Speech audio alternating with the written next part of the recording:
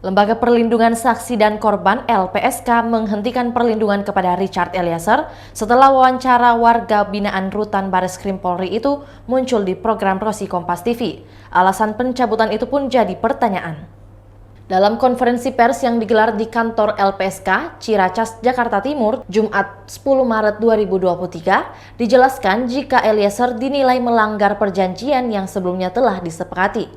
Hal ini berkaitan dengan masih ditayangkannya program Rosi yang mewawancarai khusus Richard Eliezer.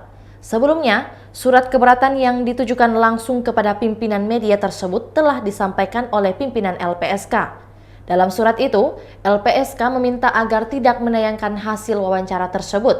Namun setelah konferensi pers, diketahui jika terjadi perbedaan pendapat soal keputusan pencabutan perlindungan Richard Eliezer dari para pimpinan LPSK.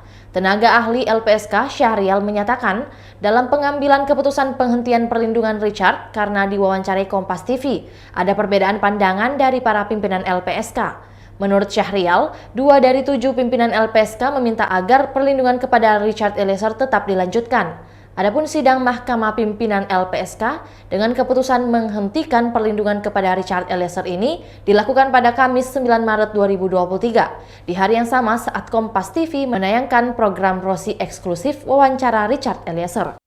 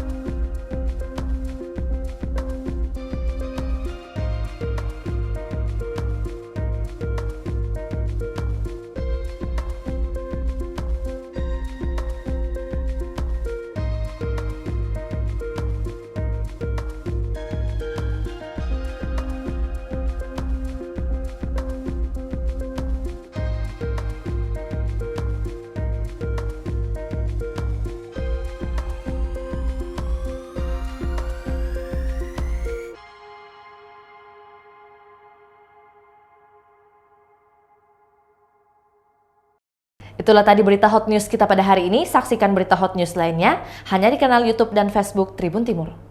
Terima kasih sudah nonton. Jangan lupa like, subscribe, dan share ya.